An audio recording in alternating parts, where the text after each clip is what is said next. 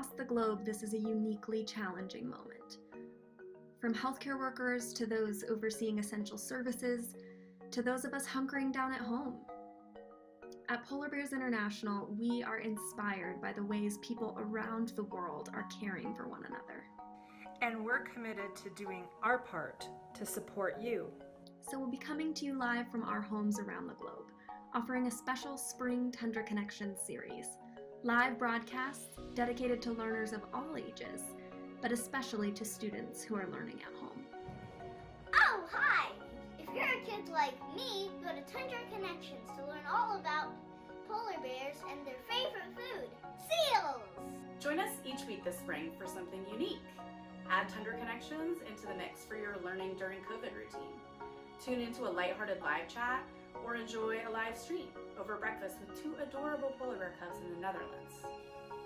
Participate in conversations with scientists and take a deep dive into the world of polar bear research and policy. Ask your questions directly and learn from the experts. Although we are physically distant, we can continue to find ways to be socially connected and come together with our friends, families, and communities. We hope you'll join us to follow your curiosity and to find a little Arctic inspiration through virtual windows into the polar bear's world.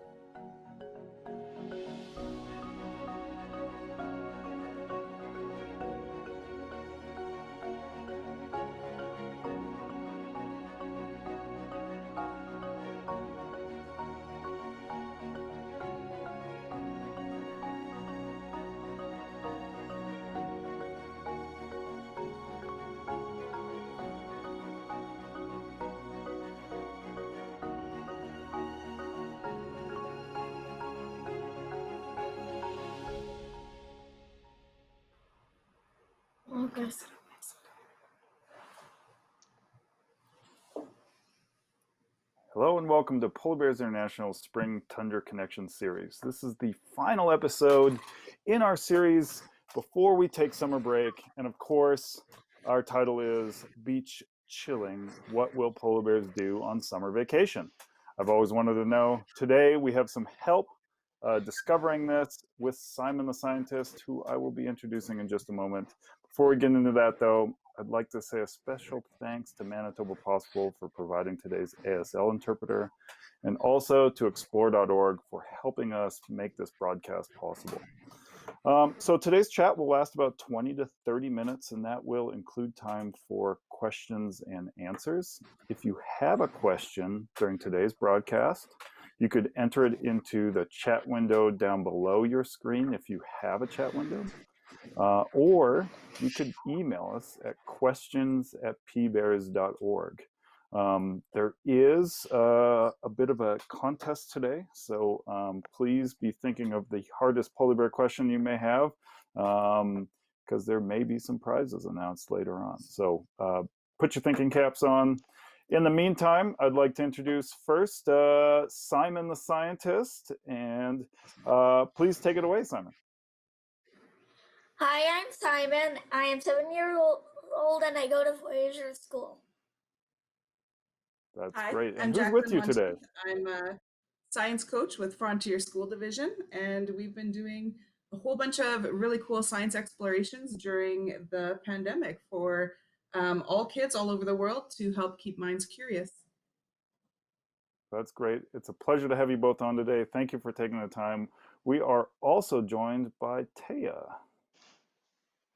Yeah, very happy to be here. I'm joining you guys from Denmark, which is a tiny Scandinavian country.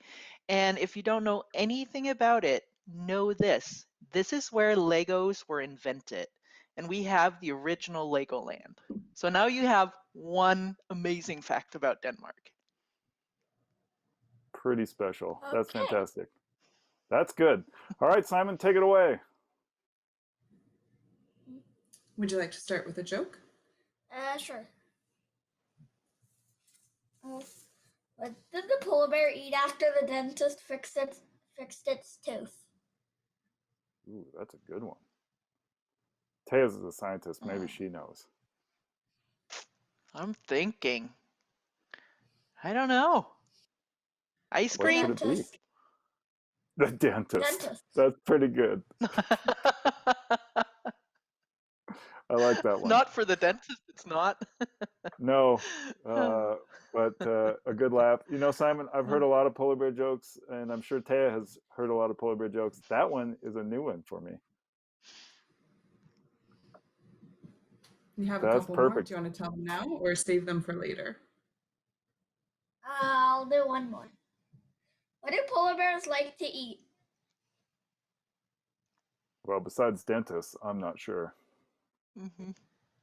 Burritos. That's a good one too. Also a new one for me. That's great, Simon. Did you come up We with these could just jokes? do this for the next half hour. We could. Yeah, I like it.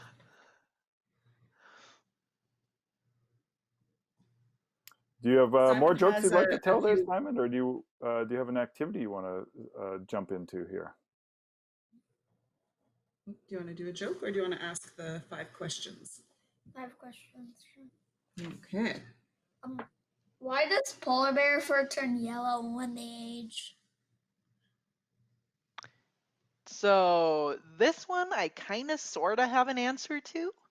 The thing is that when you see little cubs, they're nice and white and fluffy, but that's mostly because they haven't really been eating a lot of seals yet. Because, you know, if you're a polar bear and you eat a lot of seals, then you probably also roll in a lot of seal fat. And when that's stuck in the hair, it can kind of get yellow. It also depends, you know, what time of year you see the bear, because they do molt. And, you know, the new hair is whiter than the old hair that they just got rid of. So really it depends. Okay. Here's another one. What's the hardest part about your job? Oh, you know, I was thinking about this a lot. So I don't actually mind being in the field for long periods of time when it's to do with polar bears, because that's pretty awesome. But sometimes it means that you miss out on the really important things with your family. Like I was in Canada when my nephew was born here in Denmark. So I think that's part of it. But other than that, I love just being out there in the middle of nowhere. Well, that's a strange answer. Yeah? What's strange about it? What did you expect? I was expecting if there were any close calls that if you were the one who had to stop them, it would be hard. But I was not That's expecting very that true. for an answer. I was not expecting that for Well, an answer. It kind of leads into your next question, though. Okay. Have you had any close calls with polar bears? see, I have not. So I haven't had to choose, yeah? The closest, well, I mean, I've been very close to sedated polar bears. You know, I buried my face in the fur of one just to smell it. But I feel like that doesn't really count. So I think the closest I've been to, well, the closest call must have been I was in a Zodiac, you know, one of the little rubber thingies in Svalbard, and we were in front of a glacier, and we were just so busy looking at this amazingly beautiful glacier. And then all of a sudden, someone turned around and they're like, is that a polar bear? And it was just right next to us. Yeah, so we left. Yep. I think that's the Do you think closest. that polar bear was hunting you? I don't. Or I mean, just it wanted may to be say a friendly curious, hello? but I don't think it was hunting us. Some polar bears are often in front of glaciers because that's where they can find seals. Now, I'm curious to hear from BJ on this one as well. BJ, if you have had any close calls with polar bears. Ooh, that's a good question. You know, I think we take great strides when we're in the field to make sure we don't have close calls, because it's not good for people and it's not good for the bears either. but every once in a while something does happen. And of course, we were in a situation where we didn't think there was any polar bears around. They weren't. We were told that there were no polar bears around, and so we were investigating a polar bear den. And part of the study that we had going on these polar bear dens is we'd watch the bears when they come out and what they do. And usually we had cameras on them so we could watch the video footage and see when the polar bear left for good. But this particular den, we didn't have a camera on it, so we couldn't watch any footage. And someone else had told us that the polar bear den was empty, and it was the right time of year. The polar bear den could have been empty. Turns out when we went to go investigate to measure the den, it wasn't empty. Mama came out and had a peek at us, and we took the cue, and we left quite quickly. Grabbed our things and motored away. We were on snowmobiles at the time and have kind of a procedure that allowed us to get away quickly. We did, after the fact, put a camera on the den, and Mom didn't seem to be too disturbed by our presence.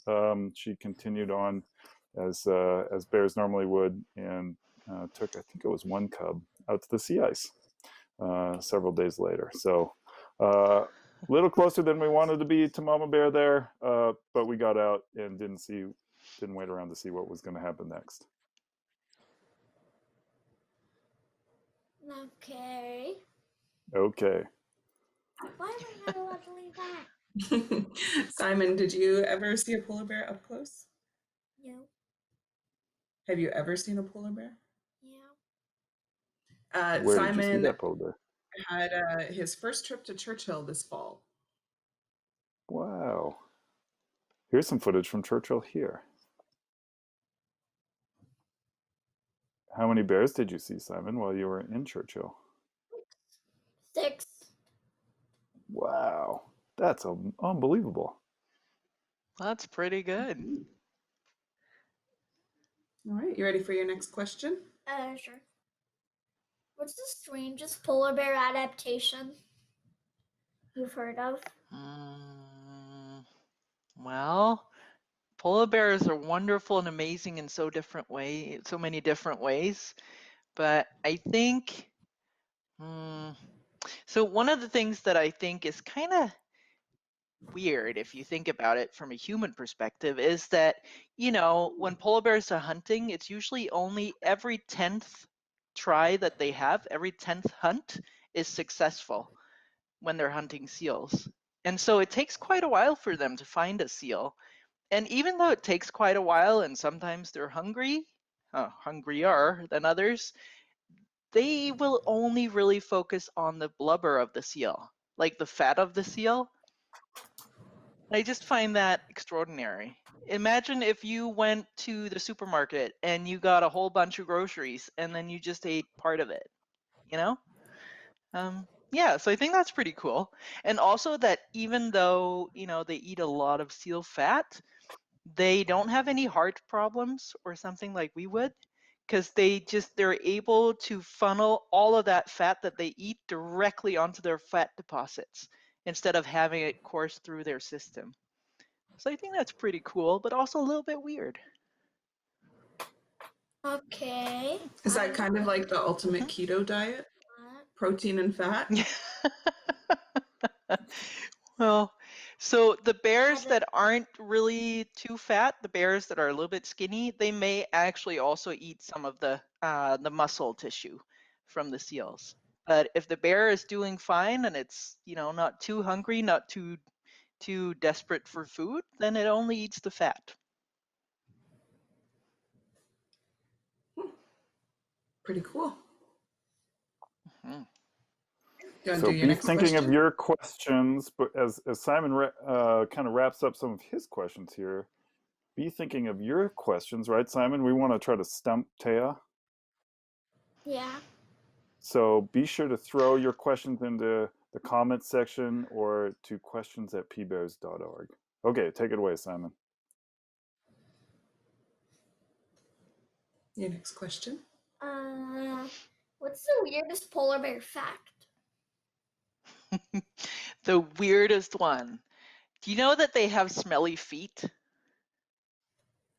Like all animals How's probably do. right? But they have smelly feet in a different way than I sometimes do. They have like scent glands in between their toes, so that every time, they make a footprint or a paw print, they'll actually leave a little bit of that scent behind. And then the bears that, cross that path eventually, they can just smell the footprints or the paw prints, and they'll get all this information about the bear that was there. I think that's pretty cool.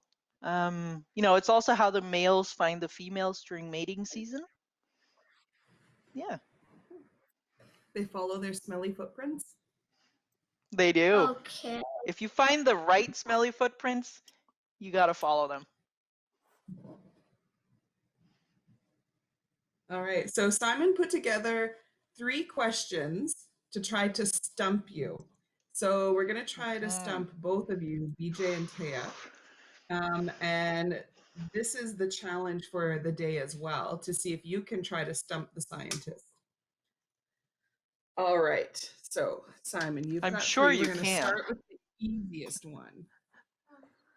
Do polar bears have any friends? Ooh, that's a good question. I think they have other bears that they will tolerate more than others. At least, when you were in Churchill, maybe you saw different bears hanging out together, maybe even play fighting. And so, you Nope. could call that a friend. No? Sometimes it happens, sometimes not. But you could maybe call that a friend. Other than that, I don't know. What about you, BJ? What do you think? I think a I'm lot of pretty people sure talk this about polar friends. bears being solitary animals, but I think it's, as you're seeing in this footage here, there's 2 bears together, so they're not being solitary here, and they don't look like they're fighting with any intensity. They're just kind of playing. So, maybe it depends on the time of year. If there's nothing else to do and there's no food to fight over and maybe no mates to fight over, then maybe they have friends that time of year. But if there's a meal and meals are scarce, perhaps you might be short on friends. Simon, do you remember when we were in Churchill, the first bear we saw was kind of far away beside a cliff, and there's actually 2 of them together? And they weren't sure if it was a mom and an older cub, or if it was 2 males. That's a Maybe good. they were friends. That's a hard one. As the bears approach the time where mom's going to kick them out and tell them to go figure out how to be a polar bear all on their own, especially if it's a male cub, the cub could be exactly the same size as mom. I mean, it's amazing. And so you could see 2 bears wandering around. And so we would call that bear, in that case, a subadult. It's not, well, I guess almost to be a subadult. So those bears are some of the hardest bears to tell if they're, males or females. And so then it becomes hard to tell, is it, mom and cub? Is it, maybe 2 bears of the same size, just kind of palling around? Maybe 2 cubs are from the same litter. So it is actually quite difficult. Some people think they know exactly what type of bear it is, boy or girl. And when you actually talk to the scientists that spend a lot of time handling these bears, of course, before they sedate bears, they maybe like to make a prediction about what it could be. And they might be only right about half the time. It's very difficult. Simon learned about how to tell a male from a female. You told me that. Yeah. Do you remember what it is? No. If you look at the back of the polar bear where they pee, if there's a pee stain, then it's a female. Is that accurate? Yeah, I guess. It is. Oh, we don't know. Yeah. There are different things you can look for, but that is a really good one. I'll just say the first question that we tried to stump you with sort of worked. Sort of. But you have 2 but more. now they're going to get more difficult. They're going to get harder. Okay. So this This is the next one. You can hold this up. What weighs the same as this box of crackers? Okay, hold it up so they can see. What weighs Ooh. the same?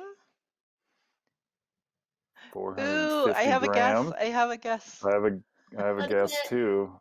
Go for it, Thea. I am gonna say a polar bear cub, You're right. like a newborn. Ah, Yeah, I think that so. was my guess.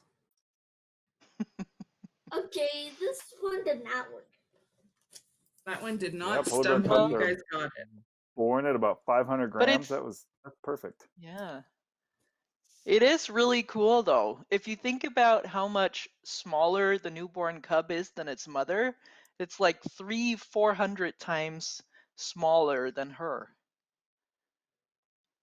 That's quite impressive. Okay.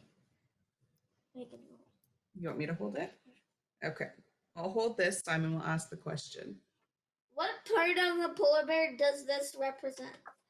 Or what is this big on a polar bear? Or what, sorry?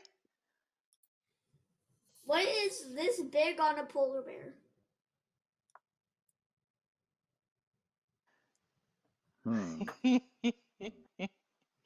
I'm gonna say it's pale. Nope. Oh, I have you got me. another answer, but I'm not sure if that's where we are. What is it? So I'm thinking it's a polar bear penis bone or a baculum. Nope. Nope. Nope. Did you even know that they have those? Nope. I don't even know what A they lot are. of So different never mind. animals do. Well, you can look it up afterwards, but they're about that size. Okay. So not a polar bear penis bone. Nope. Any How other about guesses? the guard hairs on a polar bear? Good guess. No. What else do we have? Your turn, You say Thea. one more guess each. One I'm more guess thinking. each. Okay. Hang on, I'm gonna cheat. I'm gonna You have can't my cheat. bear and stare at it. So it's not the tail. The distance between its eyes. No. No? Good guess. I'm gonna guess the length Okay, of its BJ. claws. What? The length of its claws. Nope. Whoa! Do you give up? What could it be? What is You it? got us. Fat. It's the layer of fat. Oh, that's really good. Oh, that's so awesome. 11 Wow. centimeters. Nice. How many centimeters? 11. 11 centimeters. That's brilliant. You know where that layer of fat is? It's right here. This is where polar bears store most of their fat, on their rump and here on the belly. But those 11 centimeters, that's right on the back of the bear. Yeah. Oh, okay. All right. So All what do you right. think? Did we stump? 2 of them worked. Nice. 2 of them worked. The last one worked the best. Yep, that was definitely the hardest. So we wanted our challenge to be to see if anybody in the audience can stump the scientist with some really difficult polar bear questions. And there are a couple here on Facebook, on Simon's Facebook page, but we'll let you guys take it away with if any other questions have come in. We've got a few here too. This is a good one. So this is from Annie. Can polar bears get sunburned or tan in the summer? Oh. Good question. IDK. You know what? Yeah, IDK. I think I do kind of know. And I think the answer is no, not usually, but that's because underneath all of that white yellowish fur, their skin is black. And the more But color black you have absorbs in heat. your skin, sorry? Black absorbs heat. It absorbs heat, but it also protects against sunburn. So it's actually, it has two purposes. So I think maybe that's why I've never seen a polar bear with a sunburn, at least. Or maybe they They have simply one, but have, it's just we can't see it. maybe, but it seems like they have built-in sunscreen, which is Okay. pretty cool if you're living in a place where, you know, during the summer, it's 24-hour daylight. So we have another good question here. This one's from Ursus Maritimus, and they say that their wallpaper on their computer is a picture of a female polar bear with 4 cubs. Thea, have you ever seen 4 cubs before, or is this even possible? It is possible. I haven't seen it personally, but I've seen the pictures of that mom with 4 cubs. So usually polar bears will have 1 to 2 cubs, sometimes 3, but that's only if it's a really healthy polar bear mom. And sometimes, and we know this because we've really researched the polar bears in Western Hudson Bay spectacularly well, sometimes polar bears will actually adopt cubs. So I'm thinking she probably had 2 or 3 of her own, and then she adopted an extra 1 or 2. Oh, okay. That's a really good question. It Okay, is. It's also an so awesome picture. yeah. Simon, do you have some questions from your Facebook page? Yep. Do you want to read this one? This is from Josh. Are grizzly bears moving into polar bear range? Ooh, Are that's a great grizzly question. bears moving into polar bear range? Was that, did I hear it right? Okay. Yeah. Yeah, yes, they are. They absolutely are. So in Churchill, you actually have grizzly bears or brown bears and polar bears and black bears living more or less in the same area. And there's also, if you go further north, you have, you know, it's usually the young male grizzlies. They're venturing out on their own, and maybe sometimes they end up going a little bit further north. And then, you know, if they're walking along the beaches, polar bears may be stranded along the beaches during the summer, then, you know, their territories also overlap. That's a So great I'm question. pretty fascinated myself with the Pisley and the Growler. Wait, Pisley? Yeah. It's a cross between a polar bear and a grizzly. And what I've learned, and you can tell me if this is accurate or not, is that the Pisley is a female polar bear and a male grizzly, and a growler is a male. Sorry, the female is. Now I'm getting all mixed up. So anyway, it Yeah. depends on which is the parent, male and female polar or grizzly. Yeah, I think you're absolutely right, but I can never remember which is which either. So, yeah, We the actually most have a cases whole that we know of. Oh, go ahead, Taya. Sorry, no, go on. I said we have a whole The webcast in our archives about the hybridization. So you know, maybe after this one, go search our archives, Polar Bears International Archives. You should be able to find that. But yeah, go ahead, Taya. Sorry. No, I just wanted to say that I think most of the cases that we know of, it was the mom that was a polar bear and the dad that was a grizzly. Very cool. Okay, we These have a are couple really more good questions from questions. Simon Page. So the Wilson family, who are good friends of ours here in Winnipeg, commented that it's so cool that you buried your face into polar bear fur, and also has this question. Is there any possibility that polar bears could get the coronavirus? Well, I mean, polar bears do live in extreme temperatures, and viruses are not an extreme. Oh. Extreme. Yeah, the viruses are not an extremophile, so I think no. Well, I mean, if you're talking about the current virus, we don't really know. Yeah, so far. Well, Anyway, there Camille are already. I guess Camille like or anyone else who put in that question already stumped you. well, I mean, then they would be stumping everyone around the whole world because we just don't know yet, right? We do know that, because the climate is changing and the sea ice is changing, polar bears are spending more time on land. And the bears that are spending a lot more time on land, we see that they have many more, well, not many, but more parasites and viruses and antibodies and stuff like that compared to the bears that are out on the sea ice. So time will tell. Okay, I'm we going to say have hopefully Willow not. and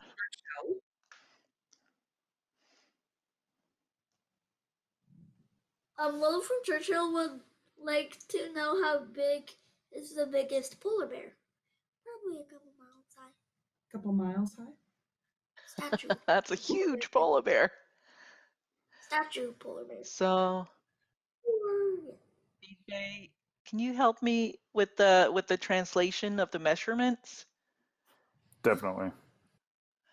I think the largest one, as far as I remember anyway, was in Svalbard, and it was about 1,000 kilos. Oh, so that's going to be What would 20, that be? 2,200 pounds. That's big. Yeah, that's huge. That I'd is like to massive. see that bear, but at a distance. Was that bear found on like a whale carcass? Was it just eating? I don't remember the whole story. I think it's quite a while ago, so I'm not sure if they know that. Hmm. It would That make would be a sense though. huge bear. Whale carcasses are a good place to find a lot of food if you're a polar bear. Okay, and we have a comment that Liam and Ava love polar bears. And two last questions here. One is from Joseph and Churchill. Are they cousins, the bear species I believe they're talking about? And the Wilson family here in Winnipeg is wondering, will the polar and grizzly crossbreed?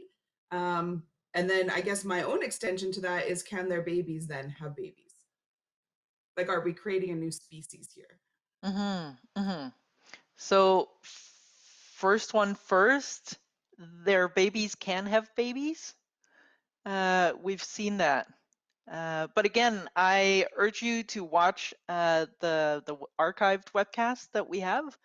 That's all about the Pisleys or the Growlers, and you can get so much more information about them there. And yeah, I mean, this would be creating a new species.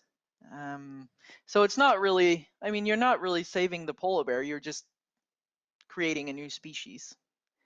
Remind me again, the first question. Are they cousins? Oh, right. And So genetically, the grizzly and the polar bear. yeah. So genetically, the grizzly bears and the polar bears are really close to each other. Like they're very closely related. And you can call them cousins, but that's not really the way it is. It just means that their DNA, their genetic material, is very similar. At some point in time, there were some grizzlies that were close to sea ice, and apparently they wandered out there, and the ones that were lighter, like had a lighter coat, were maybe more successful than those that had a darker coat. And so over hundreds of thousands to millions of years, that's how evolutionarily you moved from the grizzly bear to a polar bear. So you could say that they're cousins, but that's just a fun way of putting it. I have a comment, but it's totally off track of polar bears. Bring it. Spiders and scorpions are cousins. Huh. Neat. We have a couple other questions coming in from our chat window here. Cloud is asking, when polar bears go into maternity dens, and I think she's talking about the females here, when they grow up, will they go back to the same area they were born, or will they choose any area that's convenient? I'm guessing, I mean, you've done a lot of work with dens, BJ. Thoughts? This is a question to you. No. Yeah, so I think there is a fair amount of site fidelity.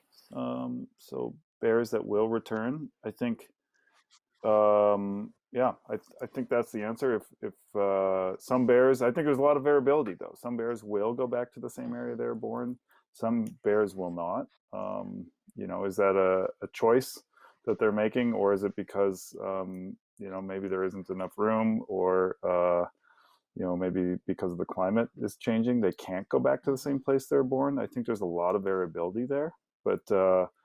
in some cases, yes, polar bears will return to the same place that they're born. In fact, we were looking at some bears in Svalbard this year that same bear had returned to within 80 meters of the same place she'd been the year before. So for some reason, she was unsuccessful and she returned to 80 meters. We know that because she's wearing a collar. And then I believe it was either her daughter or her sister. I can't remember exactly. But she was within 3 kilometers.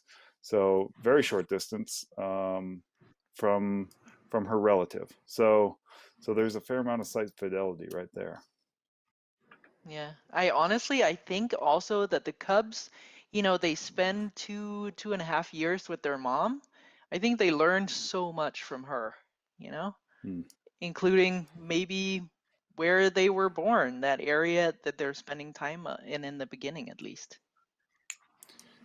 There's another question here that actually relates to wayfinding, if you will. Living in the far north and sometimes having 24 hours daylight, and I'm going to add here 24 hours darkness. Are we aware of any special ways that polar bears can navigate when it's totally dark outside? Well, I mean, they have that amazing nose and sense of smell, so that's one way. But other than that, I don't think we really know. So, you know, some of the theories out there or hypotheses are that polar bears, maybe they use the stars to navigate by, or maybe they use the Earth's magnetic field like a lot of birds do. But we don't actually know. Myself, I think that polar bears, I mean, they have this amazing sense of smell that we can't even begin to imagine the way that they see the world. But I think, you know, their nose is telling them a lot that we just don't know, and that we as humans just wouldn't notice.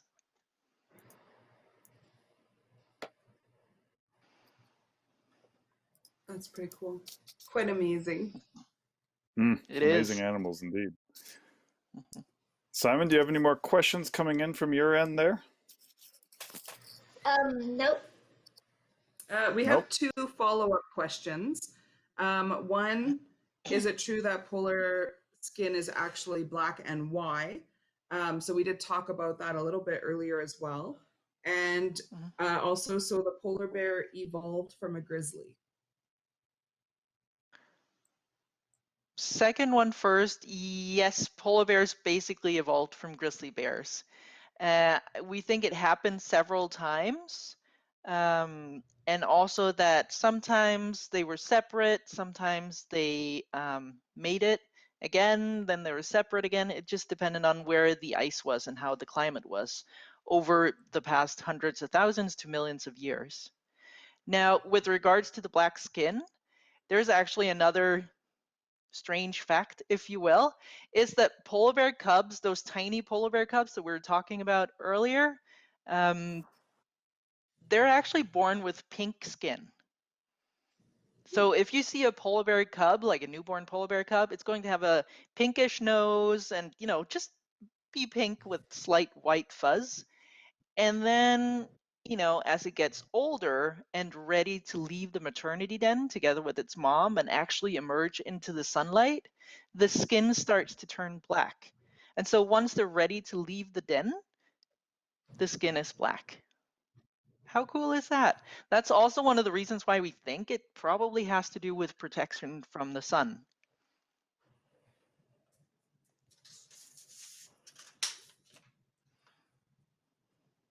Those are great questions. What do you call a big mean?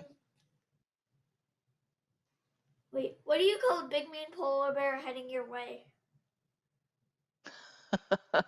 I would call him trouble.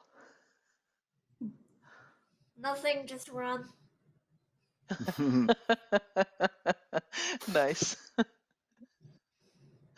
All right. I we like don't have all any your more questions jokes. coming in. They're awesome. Yeah, I like the jokes too. They've all been new polar bear jokes. I'm sure Thea, spending years in the polar bear world, every time someone has a polar bear joke, they send it your way. Have you ever heard any of these? I have not. Mhm. Yay! They're really Me good. either. Yeah, they're all original. Excellent, Oh. Simon. Mhm. Do you have any more There are also questions? some for the really expert? good questions coming in, Um, Some good original questions.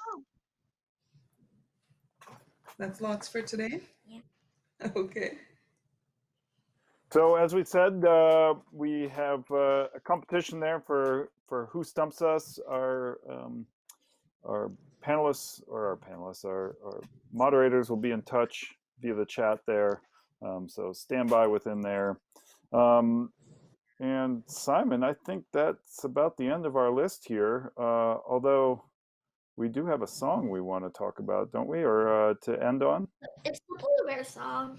The polar bear song, exactly. If maybe you've watched some of our webcasts from a long time ago, you may recognize this. This is a great song. Before we go out, I just want to say thank you to Simon and Jacqueline. Thank you for joining us today and for all of your great questions and jokes. It's fantastic. Thea, thanks for joining us all the way from Denmark. And thank you again to Manitoba Possible for providing our ASL interpreter. Absolutely, it's been great. So everybody enjoy your summer vacation. We want to thank Explore.org again, of course, for helping make this possible. Thunder Connections broadcasts are all archived on our website and on Polar Bears International YouTube page. Feel free to check us out. We will be picking this back up again in the fall. So please stay tuned and check for our schedule sometime around late summer, and we should have that up. So thanks again, you guys, for joining us for our last one of the spring here, and enjoy your summer, Simon. Thank you. Absolutely. All right, well, let's hear that polar bear song.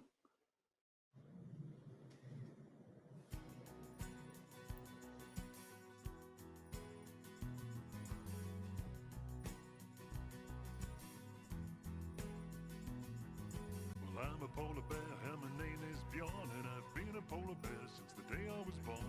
Welcome to my kingdom and the world that I roam, the circumpolar Arctic, a place that I call home.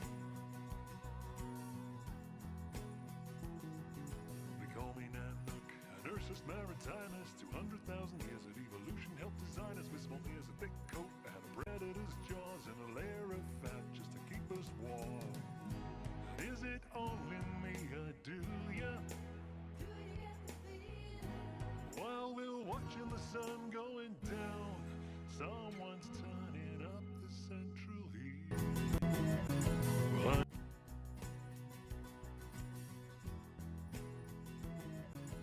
I'm just a polar bear, so what do I know about Milankovitch cycles and CO2? Just 1,200 pounds of high-tech fur with 12-inch paws and 2-inch claws.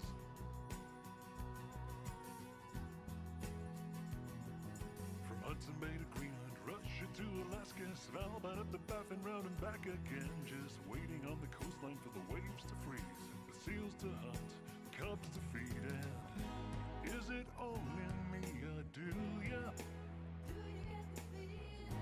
While we swim beneath the northern lights, the ice pack is retreating.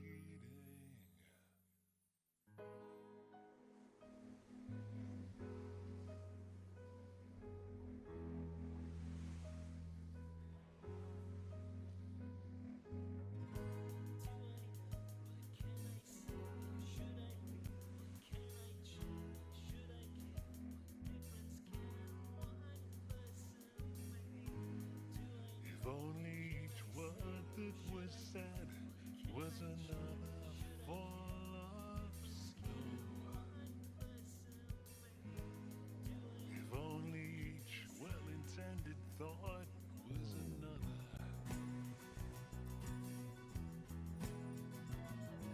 Well, I'm a polar bear and my name is Bjorn, and I've been a polar bear since the day I was born. Welcome to my kingdom and the world that I roam, the circumpolar Arctic, a place that I call home.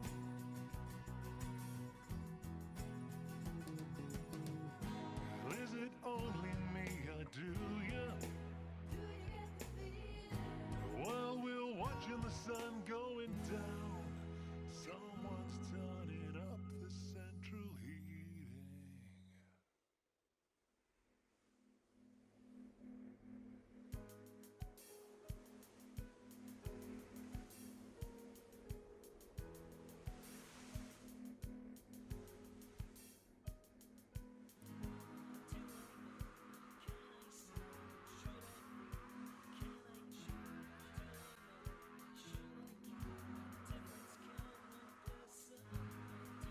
Who would have guessed, even in a lifetime, so much could be lost? Who would have known, even in a lifetime, all of this could be gone?